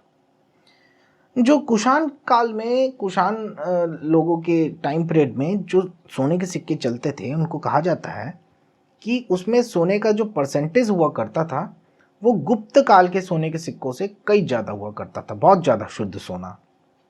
और इसमें बहुत ही इंपॉर्टेंट रूलर आए जो थे कनिष्क। ये ऐसे रूलर हैं, एकमात्र ऐसे रूलर हैं जिन्होंने चाइना पे चढ़ाई कर दी थी। चाइना को अटैक करने वाले पहले रूलर थे कनिष्क। और इन्होंने ही सका एरा को फाउंड किया था। महायान संप्रदाय के थे, बौद्ध धर्म के महायान संप्रदाय के थे। और इन्होंने ही चौथे बुद्धिस्ट परिषद को समर्थन किया था, उसका संरक्षण किया था। तो इसके बाद आता है बहुत ही बड़ा एम्पायर, एक बहुत ही बड़ा वंश, गुप्त वंश, गुप्त साम्राज्य आप बोल लीजिए। ये इसने बहुत सारी चीजें दी भारतवर्ष को, बहुत सारी चीजें दी। स्थापना की थी श्रीगुप्त ने। उनके फॉलोअर थे घटोत्कच गुप्त। और प्रॉपर फाउंडर या फिर प्रॉपर संस्थापक अगर आप बोलें गुप्त डायनेस्टी, गुप्त साम्राज्य का, तो वो है चंद्रगुप्त फर्स्ट। चंद्रगुप्त मौर्य से आप इससे कंफ्यूज मत होइएगा। चंद्रगुप्त प्रथम थे गुप्त डायनेस्टी के, गुप्त वंश के, गुप्त साम्राज्य के असल संस्थापक। उन्होंने एक लिच्छवी राजकुमारी कुमारी देवी से शादी किया था। और कुमारी देवी ही पूरे भारतवर्ष की पहली ऐसी रानी है जिनके नाम पे कोई सिक्का निकला। इनके पुत्र थे समुद्रगुप्त, जिनको नेपोलियन ऑफ इंडिया भी कहा है वीएम स्मिथ ने, और हीरो ऑफ 100 बैटल्स। इलाहाबाद के शिलालेख में इनको लिच्छवी दोहिता, मतलब कि लिच्छवी की बेटी का बेटा भी कहा गया है। ये गुप्त डायनेस्टी के सबसे ज्यादा ग्रेटेस्ट किंग थे, सबसे बड़े शासक थे। कहा जाता है इन्होंने 100 युद्धों को जीता था। ये कालिदास ने लिखा है अपने रचनाओं में। और इनके बारे में इतना सारा जानकारी हमको मिलता है प्रयाग प्रशस्ति, जो कि हरिसेन ने, जो कि एक कवि थे उनके कोर्ट में, उन्होंने लिखा। इनके जो कॉइन्स वगैरह हैं, जैसे इनके आर्चर कॉइन्स हैं, टाइगर बने हुए कॉइन्स हैं, बैटल टाइप कॉइन्स हैं, ये सारी चीज़ें इनके अलग अलग स्किल्स को दिखाते हैं। और इनका एक बहुत ही स्पेशल कॉइन है जो कि उनका आर्ट के लिए, मतलब कि कला के लिए उनके प्रेम को, love of his art was depicted by this coin. Veena बना हुआ था उनके एक कॉइन में। तो इससे पता चला कि वो प्रतापी तो थे ही, साथ में कला में भी रुचि रखते थे। इनको कई अलग अलग नाम से कई अलग अलग टाइटल दिया गया। कविराज कहा गया है, इनको परम भागवत कहा गया है, अश्वमेध पराक्रम कहा गया है, विक्रम कहा गया है, और एक ऐसा टाइटल है जो कि सिर्फ और सिर्फ गुप्त साम्राज्य में ही रहा, जिसे कहते हैं सर्वराज औपचेष्टा, ये भी इन्हें कहा गया है। तो इनके जस्ट समुद्रगुप्त जी के जस्ट बाद में चंद्रगुप्त द्वितीय आते हैं। चंद्रगुप्त द्वितीय जो थे, इनके पास में 9 रत्न थे। जैसे कि मुगल काल में अकबर के पास में 9 रत्न थे, लेकिन सबसे पहले 9 रत्न किसके पास थे बोलने से? चंद्रगुप्त द्वितीय के पास में। अमर सिंह, धन्वंतरी, कालिदास, वराहमिहिर, वरौची, हरिसेन, कहपंका, शंखु, वैताल भट्ट, ऐसे बड़े बड़े पराक्रमी लोग जिनके अलग अलग फील्ड थे। किसी का चिकित्सा विज्ञान, किसी का ड्रामा एंड पोएट्री, किसी का खगोल शास्त्र, किसी का व्याकरण, किसी का पोएट्री, किसी का ज्योतिष विज्ञान, किसी का आर्किटेक्चर, इस तरह से 9 रत्न इनके पास थे। और इन्हीं चंद्रगुप्त द्वितीय का ही माना जाता है, ये भी डिस्प्यूटेड है थोड़ा सा, कि जो आपके कुतुब मीनार के पास में कभी दिल्ली गए होंगे, आप देखे होंगे, एक आयरन का पिलर है बड़ा सा, जो साला कभी जंग खाता ही नहीं है, आज तक उस पर रस्ट लगा नहीं, और है आयरन का। कितनी बारिश हो जाए, कितना मौसम कैसा भी हो जाए, कितना मॉइस्चर आ जाए एटमॉस्फेयर में, उस पर जंग लगता ही नहीं है। ये अभी तक एक साइंटिफिक डिलेमा बना हुआ है, अभी तक समझ नहीं पाए कि ये ऐसा क्यों है, इसमें जंग क्यों नहीं लगता। और उसमें लिखा हुआ है चंद्र, तो ये चंद्रगुप्त द्वितीय भी हो सकते हैं माना जाता है, या फिर ये चंद्र नाम कहाँ से आया सोचते रहते हैं लोग। तो इसका भी अभी तक डिस्प्यूटेड है, समझ में नहीं आया है किसी को। खैर, इनके बाद में आते हैं कुमारगुप्त। कुमारगुप्त ने महेंद्रादित्य का टाइटल लिया था, और ये इन्होंने कार्तिकेय मतलब भगवान शिव के जो एक और पुत्र थे गणेश जी के अलावा, जो मोर की सवारी करते थे, उनकी पूजा करने का इन्होंने स्टार्ट किया था। और सबसे बड़ा उपलब्धि इनका था, इन्होंने नालंदा यूनिवर्सिटी मतलब कि नालंदा विश्वविद्यालय था, उसकी स्थापना की थी कुमारगुप्त ने। एक तरह से पूरे संसार का, उस वक्त के पूरे वर्ल्ड का एजुकेशन हब था नालंदा। बाहर से लोग, दूर दराज से, कई अलग अलग देशों से, जहाँ के बारे में भारतवर्ष के लोग जानते तक नहीं थे, अलग अलग देशों से लोग आकर पढ़ते थे। और सिर्फ ऐसे नॉर्मल नहीं पढ़ते थे, पहले उनका एग्जामिनेशन होता था, प्रॉपर साइकोलॉजिकल टेस्टिंग होता था उस टाइम पीरियड में, वहाँ उस टाइम पीरियड के मापदंडों के हिसाब से। उसके बाद में ही एडमिशन मिलता था नालंदा यूनिवर्सिटी में, नालंदा विश्वविद्यालय में। आज की डेट में भी जैसे कि आप स्कूल ख़त्म करते हैं तो JEE देते हैं ना, फिर JEE मेंस देते हैं, उसके बाद में जाके आपको IIT मिलता है। उसी तरह से था उस टाइम पीरियड का, मतलब स्क्रीनिंग होती थी 2 3 4 5 6 कभी कभी 7 चरणों में स्क्रीनिंग होता था। उसके बाद में एडमिशन मिलता था और पढ़ाई चालू होती थी। और पढ़ाई क्या होती थी? वेदों के बारे में, अलग अलग ज्ञान के बारे में, एस्ट्रोलॉजी के बारे में, एस्ट्रोनॉमी के बारे में, मैथमेटिक्स भी स्टार्ट हो चुका था, ये सारी चीज़ें थी। इसके बाद में अच्छा, ये जो नालंदा यूनिवर्सिटी थी वो महायान जो था आपका बौद्ध संप्रदाय, उससे रिलेटेड था, ये याद रखिएगा। उसके बाद में आते हैं स्कंदगुप्त, और ये स्कंदगुप्त जो है इन्होंने भी सुदर्शन झील का रिपेयरिंग कराया था। चंद्रगुप्त जी ने बनाया था, इन्होंने भी रिपेयरिंग कराया था। बीच में एक और मैंने बताया था, किसका था वो? रुद्रदमन प्रथम, जो कि आपके शक रूलर थे, शक शासक थे, उन्होंने भी रिपेयर कराया था। तो स्कंदगुप्त जी भी थे जो सुदर्शन लेक से रिलेटेड थे, इन्होंने भी कराया रिपेयर। और इनके टाइम पीरियड में हुनों का आक्रमण हुआ भारत पे।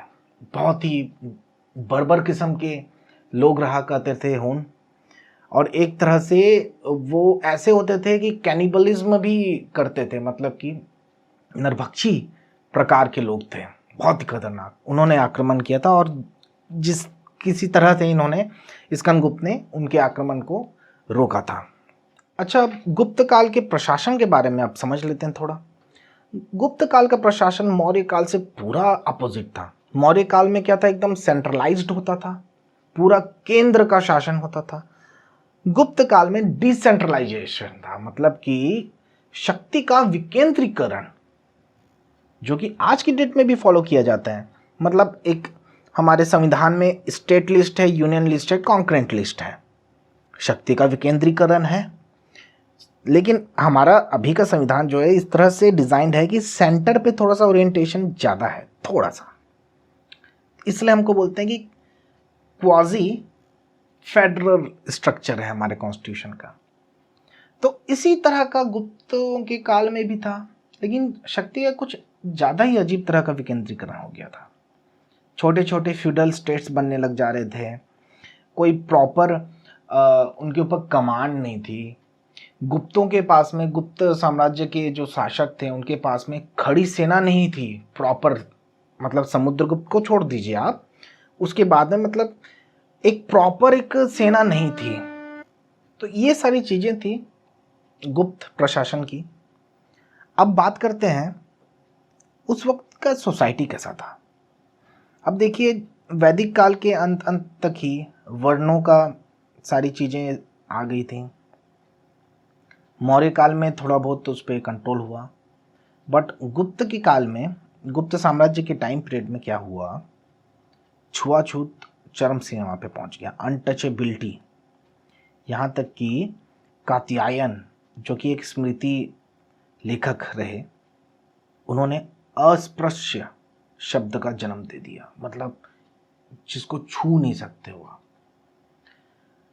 तो उससे और भी ज़्यादा एग्जैजरेट हो गया कंडीशंस, और कुछ सेक्शन के लोग बहुत ही ज़्यादा इसको गलत वे में निकालते हुए जन्म देते आते गए अलग अलग कास्ट सिस्टम का। तो कास्ट सिस्टम, ऊंची जात, छोटी जात, ये सारी चीज़ें शुरू हो गई गुप्त काल से। एक ये खराब बात हुई। दूसरी खराब बात सोसाइटी की इस टाइम की ये थी कि सती प्रथा बहुत ज़्यादा हो गई। सती प्रथा क्या होता था, मतलब अगर पति का देहांत हो जा रहा है तो पत्नी को भी उसके चिता के साथ में जला दिया जाता था जबरदस्ती। कुछ लोग अपनी इच्छा से भी करते थे, लेकिन that two is not right. तो इसका ब्यौरा हमें मिलता है भानुगुप्त के एरन शिलालेख से 510 ईस्वी का। ये जो टाइम पीरियड था, इसमें महिलाओं के लिए बहुत ही खराब टाइम पीरियड था। उनको कोई प्रॉपर्टी का कोई हक नहीं था, किसी भी प्रॉपर्टी पे कोई हक नहीं था सिवाय स्त्री धन के। यावलक स्मृति में लिखा गया है कि स्त्री धन के अलावा कोई भी प्रॉपर्टी मूवमेंट को नहीं मिल सकती। इस टाइम पीरियड में कुछ चीज़ें अच्छी हुई भी थी, थोड़ी बहुत चीज़ें अच्छी हुई थी। सबसे ज़्यादा खास अच्छी चीज़ ये थी कि आर्किटेक्चर का उदय हुआ था, बहुत ही गजब के आर्किटेक्चर का। अजंता एलोरा अगर आप कभी गए हैं तो आप देख के दंग रह जाएंगे, पत्थरों को काट के ऐसा कैसे बना सकते हैं भाई। सोचिए उस टाइम पीरियड में, वो भी इतने ज़्यादा सधे हुए, इतने ज़्यादा प्रॉपर, मतलब इतना मेटिकुलस वे में बनाना not possible in current scenario. आजकल की लेज़र कटिंग मशीन भी इतना नहीं कर सकती जितना कि अब यहाँ देख रहे हैं आप। ये ऐसा कैसे बना सकते हैं लोग, सोचिए। तो वो था संयम, वो था सही डायरेक्शन। तो एक तरह से गुप्त साम्राज्य में आर्किटेक्चर चरम पे पहुंचा। दशावतार टेम्पल आप देख लीजिए, ये अपना रायपुर का लक्ष्मण टेम्पल देख लीजिए, सब गुप्त काल का ही है। सारनाथ का सीटेड बुद्धा का image, the great bore Varaha का इमेज देख लीजिए, उदयगिरी का। ये सारी चीज़ें डेवलप हुई गुप्त काल में। कालिदास जैसे बड़े बड़े लेखक थे उस वक्त में, जिन्होंने ऋतु संहार, मालविका अग्निमित्रम, जो मैंने बताया नहीं था, शुंग डायनेस्टी में पुष्यमित्र शुंग के बेटे अग्निमित्र, उनके ऊपर कालिदास जी ने लिखा था। वो गुप्त काल में लिखा था, चंद्रगुप्त द्वितीय के दरबार में थे ना वो कालिदास। तो बहुत सारी चीज़ें, विक्रम मोरवंशीय, जिससे हमको पता चलता है कि चंद्रगुप्त मौर्य शायद एक क्षत्रिय थे। ऐसे सारी चीज़ें ये कालिदास जी ने लिखा था। जैन टेक्स्ट, नगयावर्तन, Buddhist text, Abhidharmakosha, Buddhaghosha का विशुद्धिमग्गा, बहुत सारे अलग अलग, जैसे अपने शूद्रक के मृच्छकटिका, ये सारी चीज़ें, बहुत सारा, यहाँ तक वात्स्यायन का कामसूत्र, ये सब गुप्त काल में ही हुआ। साथ ही साथ में साइंस एंड टेक्नोलॉजी, विज्ञान और प्रौद्योगिकी, इस फिल्म में तो ओहो कमाल ही कर दिया गया। आर्यभट्ट, गुप्त काल में आर्यभट्ट थे।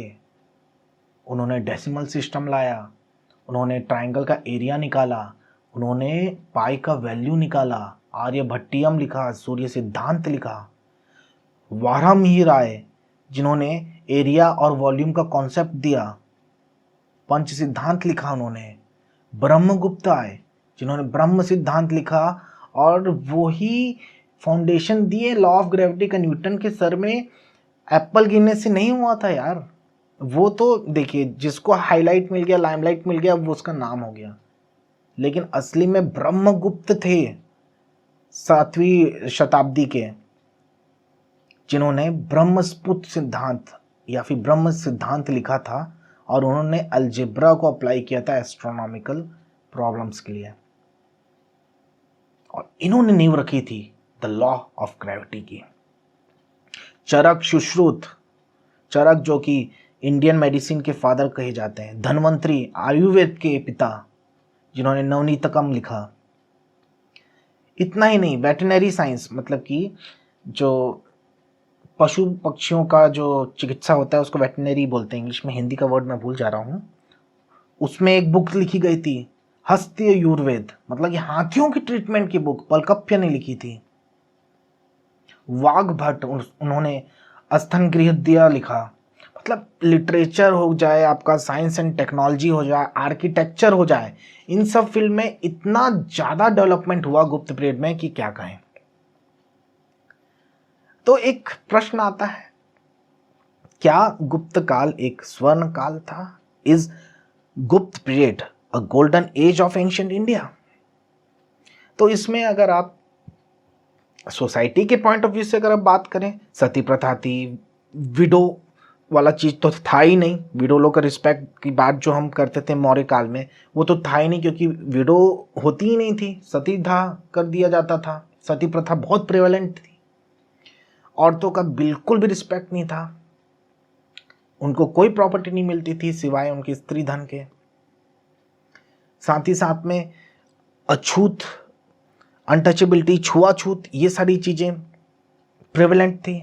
तो सोसाइटी के पॉइंट ऑफ व्यू से अगर आप बोलेंगे तो बिल्कुल भी नहीं था स्वर्ण काल, बल्कि मैं तो कहता हूँ अंधकार काल था।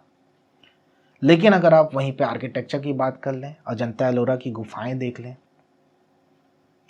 आप दशावतार टेम्पल देख लें, द ग्रेट बोर देख लें, सारनाथ में सीटेड बुद्धा की इमेज देख लें, और साइंस एंड टेक्नोलॉजी की अगर बात करें, आर्यभट्ट जैसे विद्वान, वाराहमिहिर जैसे विद्वान, मेडिसिन के जगत के रचयिता भारत के चरक, आयुर्वेद के पिता धन्वंतरी, ये सब के सब गुप्त पीरियड के थे। और इनको वहाँ के गुप्त शासक लोगों से संरक्षण मिलता था, तभी जाके इतना काम कर पाते। जैसे कि आज की डेट में कोई पीएचडी करता है, पीएचडी करने के बाद में खाली डॉक्टर का नाम सामने डॉक्टर लिख के नहीं घूमेगा, वो चाहेगा कि उसका रिसर्च जो है उसके उस पर कोई फंड करे और उस रिसर्च को एक एक्चुअल, मतलब वो तो थ्योरी रहता है, पेपर पे रहता है, उसको एक्चुअल रियल लाइफ में लाया जाए। तो उसके लिए तो फंड चाहिए, गवर्नमेंट फंड करती है, एनजीओज फंड करती है। वैसे ही उस टाइम पीरियड में शासक लोग, उस टाइम के रूलर लोग, उस टाइम के खासकर गुप्त साम्राज्य के रूलर लोग, इसको बोलते हैं पैट्रॉन, पैट्रॉन बनना इंग्लिश में। तो वो संरक्षक होता है, वो संरक्षक नहीं रहे आपको कोई, ठीक है आपके पास पूरा नॉलेज है लेकिन आपके पास फंड नहीं है, आपके पास पैसे नहीं है जिससे कि आप उसको एक सही रूप दे पाएँ, तो दे पाएंगे क्या? नहीं दे पाएंगे। तो उस वक्त में उस वक्त के शासकों ने बहुत ही सपोर्ट किया। तो साइंस एंड टेक्नोलॉजी हो जाए, आपका आर्किटेक्चर हो जाए, आपका लिटरेचर हो जाए, कालिदास जैसे बड़े बड़े लेखक थे। तो इस पॉइंट ऑफ व्यू से मैं डेफिनेटली बोलूँगा कि हाँ, स्वर्ण काल था, it was a golden age. लेकिन अगर सोसाइटी की बात किया जाए, अंधकार काल था। अच्छा, और मैं तो नालंदा विश्वविद्यालय के बारे में तो भूल ही गया था। कुमारगुप्त ने नालंदा विश्वविद्यालय की नींव रखी। ये सारी चीजें मतलब एकेडमिक्स के पॉइंट ऑफ व्यू से भी देख लीजिए तो स्वर्ण काल ही है। तो इस तरह से गुप्त काल, गुप्त साम्राज्य का भी कंप्लीट होता है। और इसके बाद हम आगे जाते हैं कि गुप्तों के बाद में कौन आया था। तो इस टाइम पावर का पूरा विकेंद्रीकरण हो गया। पावर जो था, ये पावर मैं यहाँ पे लिखा हुआ हूँ, मतलब कि शक्ति, मतलब गुप्त साम्राज्य की पूरी शक्ति का विखंडन हो गया अलग अलग जगह। जैसे मैंने बताया था, हुन लोग आ ही गए थे इंडिया में, पंजाब वगैरह कश्मीर वगैरह साइड में थे इन लोग। फिर एक मौखरी वंश था, गौड़ वंश था, पुष्यभूति वंश था और मैत्रकास।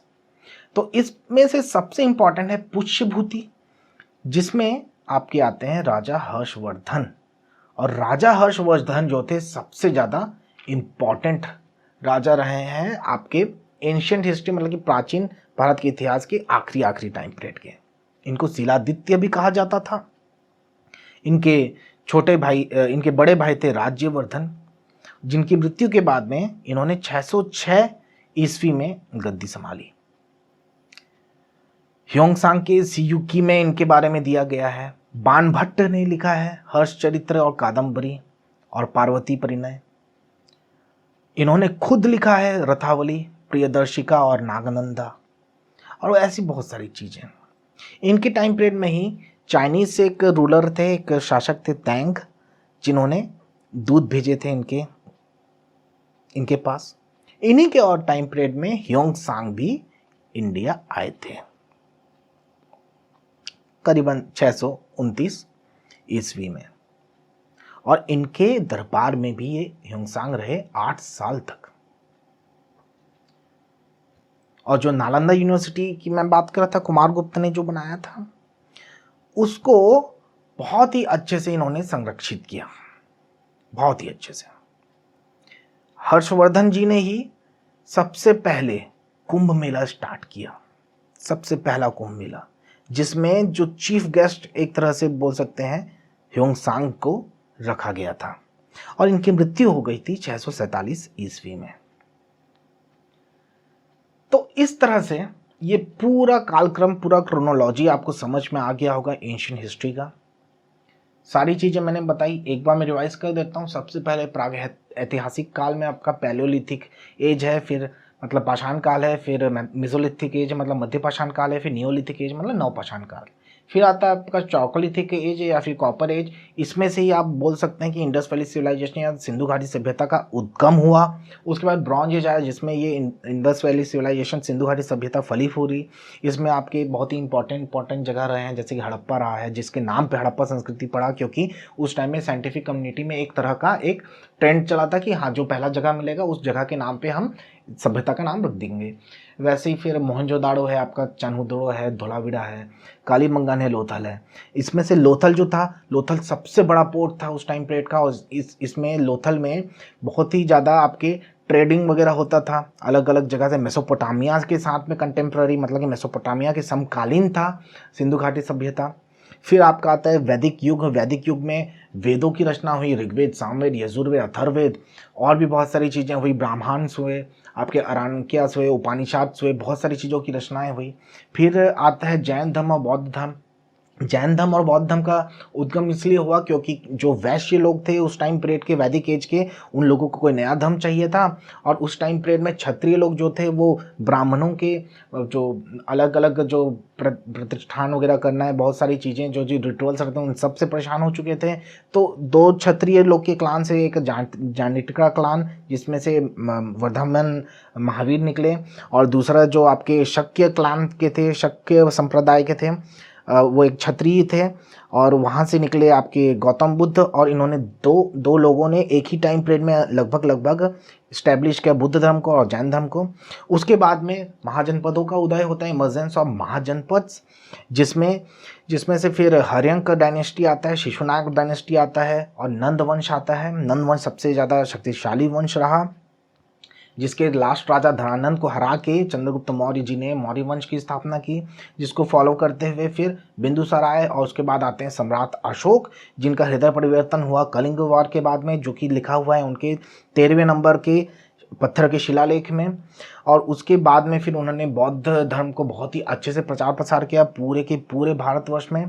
फिर आता है आपका सुंग डायनेस्टी, सुंग के बाद में कण्व आते हैं, कण्व के बाद में आ जाते हैं सेंट्रल एशिया से जो विदेशी आ रहे हैं, इंडो ग्रीक या फिर बैक्टीरियन लोग। उसके बाद में आपके शक और पहलव लोग आते हैं, फिर आते हैं कुषाण लोग।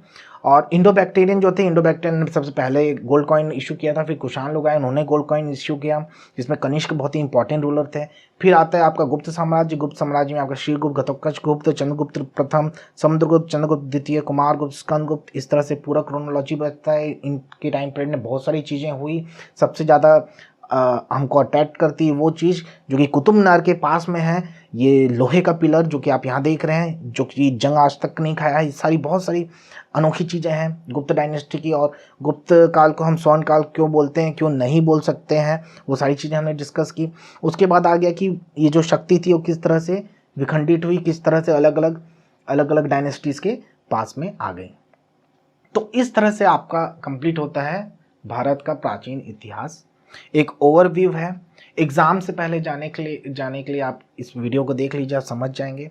आपको खासकर इसे 2 से 3 बार देखना पड़ेगा ताकि सारे के सारे पॉइंट आपको दिमाग में आ जाए, क्योंकि सारे पॉइंट्स मैंने यहाँ पे स्लाइड में इस एक तरह से माइंड मैप में मैंने सारे पॉइंट्स को नहीं लिखा है, क्योंकि जगह ही नहीं हो रही थी।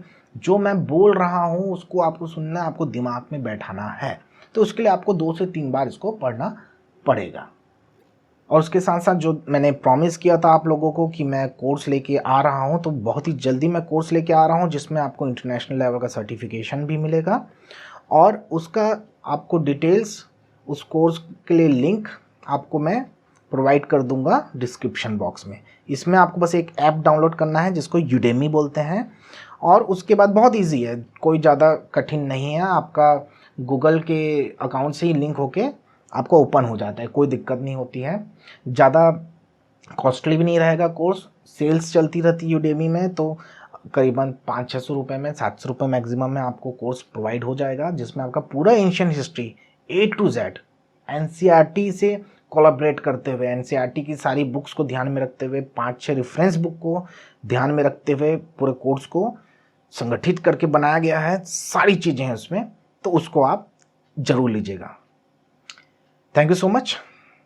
जय हिंद।